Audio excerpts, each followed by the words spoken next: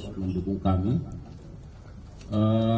Pada malam hari ini kita akan mendengarkan keterangan pers yang akan disampaikan oleh Direktur Penyidikan pada Jampitsus terkait dengan update ya atau perkembangan penanganan perkara dugaan tindak pidana korupsi dalam kegiatan importasi gula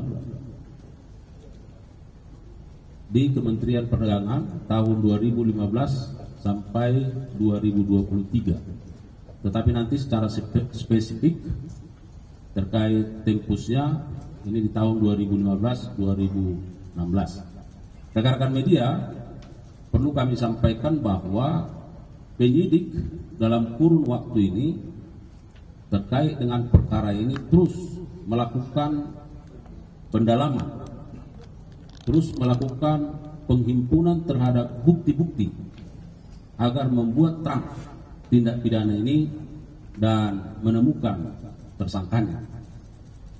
Dan dalam perkara ini setidaknya ada 90 orang saksi yang sudah diperiksa. Oleh karenanya, bagaimana perkembangannya? Kita simak bersama. Direktur Penyidikan akan memberikan penjelasan terkait substansinya. Untuk itu kami persilakan kepada Pak Direktur Penyidikan. Terima kasih Pak Kosmenkum. Assalamualaikum warahmatullahi wabarakatuh. Waalaikumsalam. Selamat malam bagi kita semua yang saya hormati, teman-teman dari media massa yang hadir pada kesempatan malam hari ini.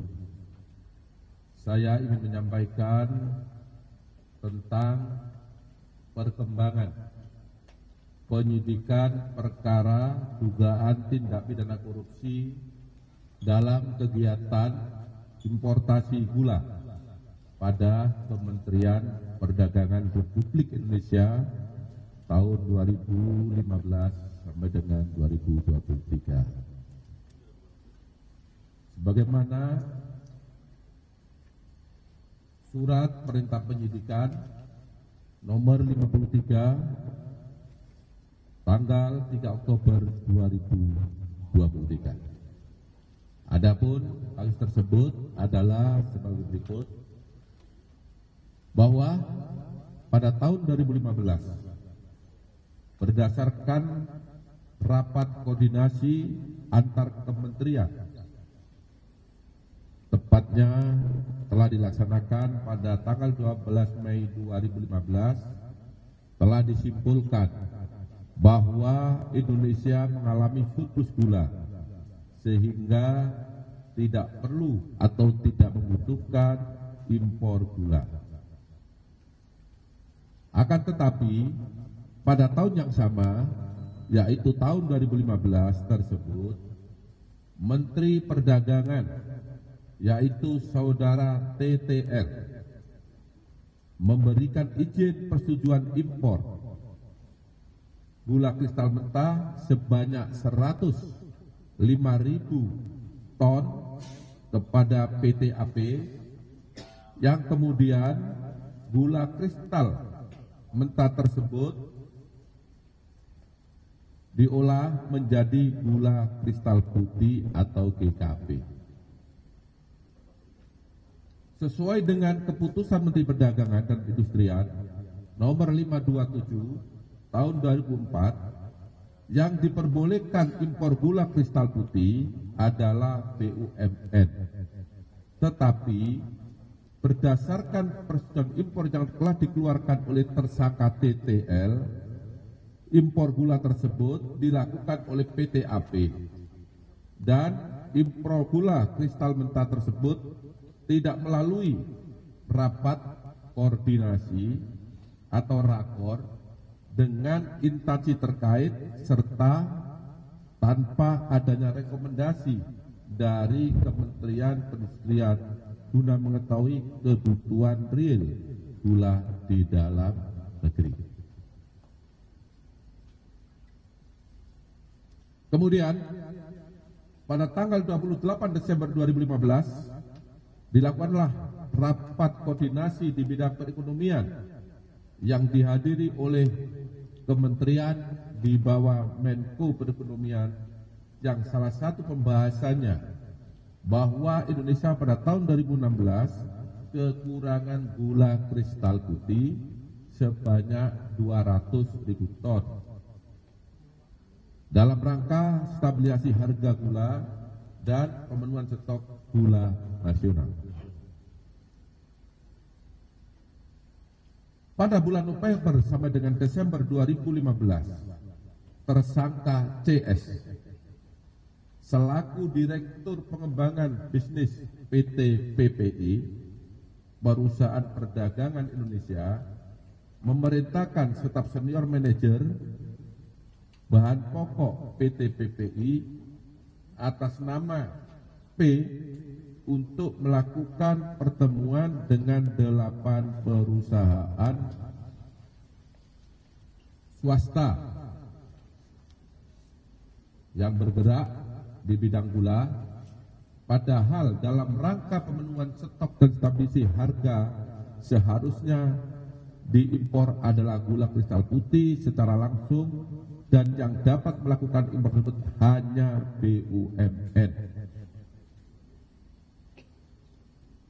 Bahwa ke-8 perusahaan swasta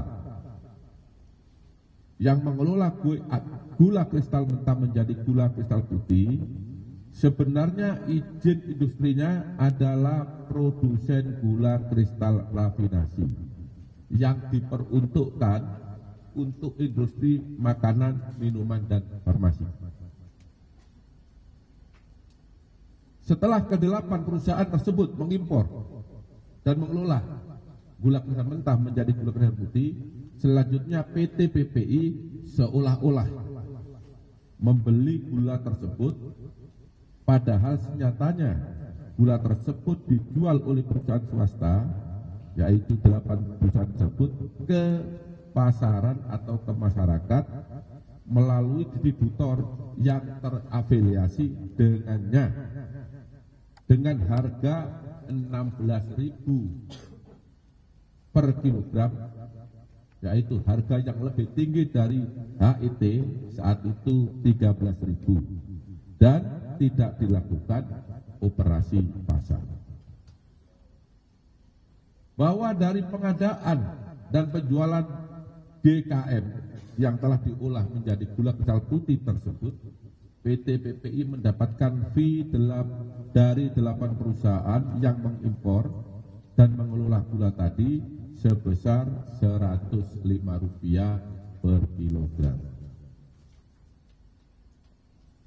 Bahwa kerugian negara akibat perbuatan importasi gula yang tidak sesuai dengan ketentuan perundang-undangan yang berlaku, negara dirugikan sebesar kurang lebih 400 miliar rupiah. Bahwa selanjutnya pada hari ini Selasa 29 Oktober 2024, penyidik pada Jaksa Agung Muda Tindak Pidana Khusus Kejaksaan Agung Republik Indonesia menetapkan status saksi terhadap 2 orang menjadi tersangka karena telah memenuhi alat bukti bahwa yang bersangkutan telah melakukan tindak pidana korupsi. Adapun kedua tersangka tersebut adalah 1. TTL selaku Menteri Perdagangan periode 2015 sampai dengan 2016 berdasarkan surat penetapan tersangka nomor TAP garis datar 60 garis miring F.2 garis miring FD.2 garis miring 10 garis miring 2024 tanggal 29 Oktober 2024. Yang kedua, tersangka atas nama CS selaku Direktur Pengembangan Bisnis pada PT PPI periode 2015-2016 berdasarkan surat perintah penetapan tersangka nomor tab garis datar 61 garis miring F.2 garis miring FD.2 garis miring 10 garis miring 2024 tanggal 29 Oktober 2024 bahwa terhadap kedua tersangka dilakukan penahanan rutan selama 20 hari ke depan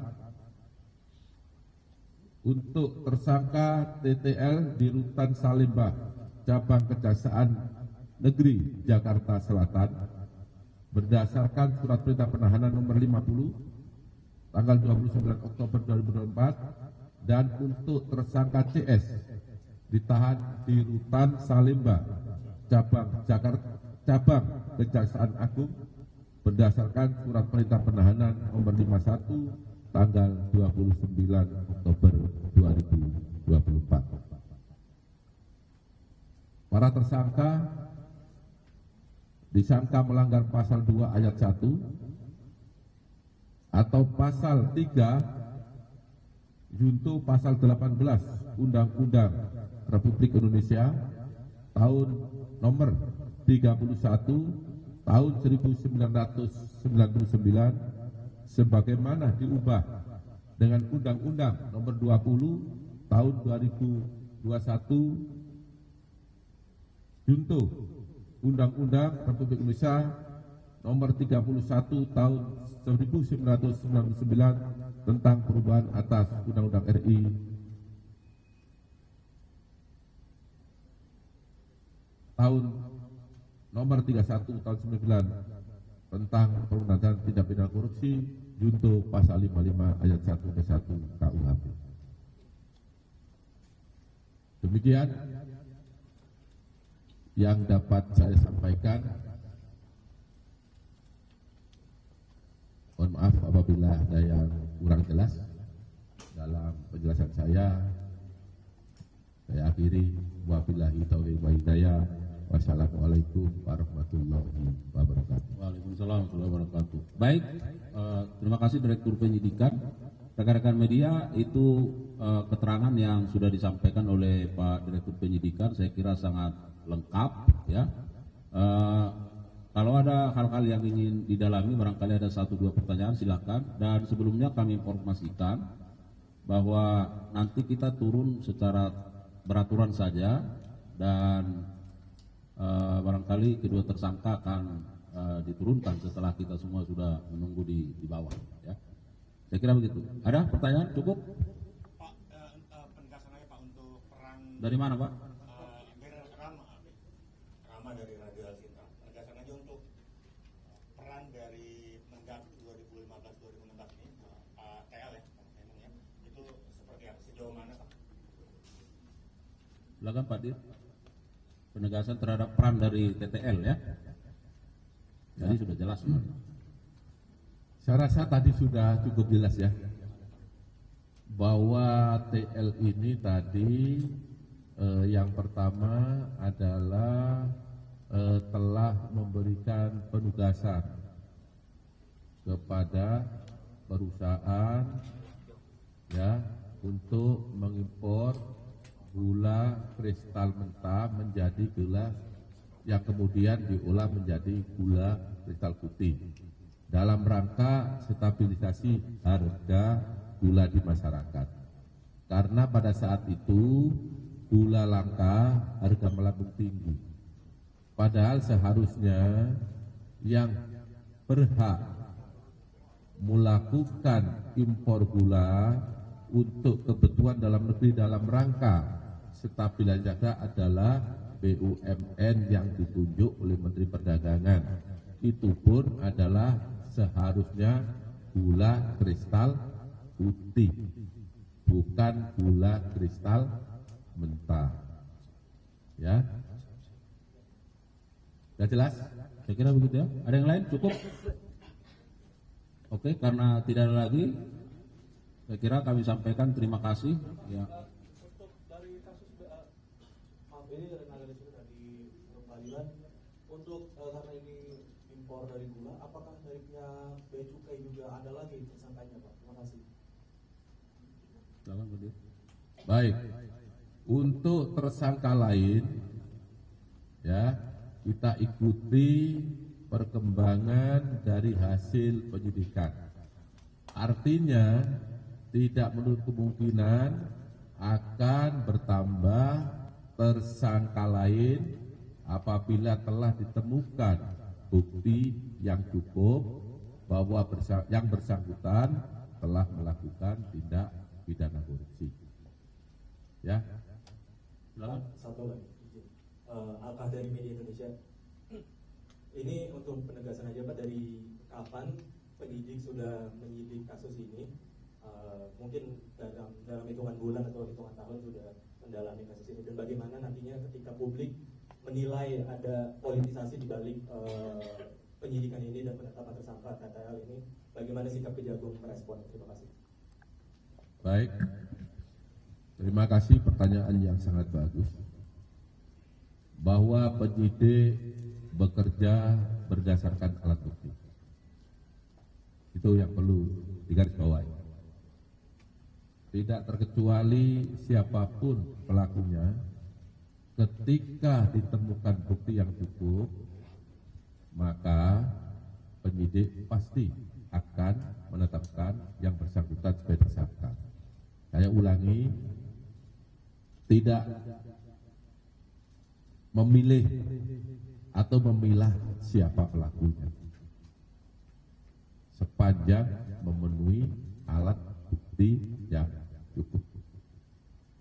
Terima kasih. Ya. Penyidikan dalam perkara ini sudah cukup lama, sejak Oktober 2023. Jadi kalau dihitung mungkin 1 tahun.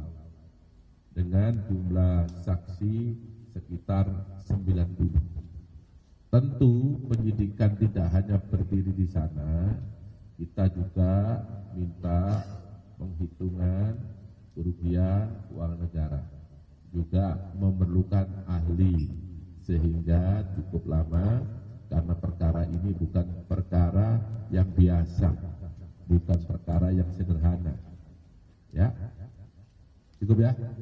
Ya, satu lagi. Pak, mengenai barang bukti, Pak. Izin Pak,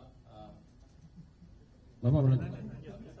Pak izin Pak, saya Thomas Pak dari Kumparan.com mau menambahkan pertanyaan yang tadi aja Pak. Kan tadi itu penyidikan ya Pak. Kalau penyelidikan itu dimulainya kapan Pak? Gitu. Ya, kita sudah tahap penyidikan setahun. Artinya kalau penyidikan ya tentu sebelum itu, ya.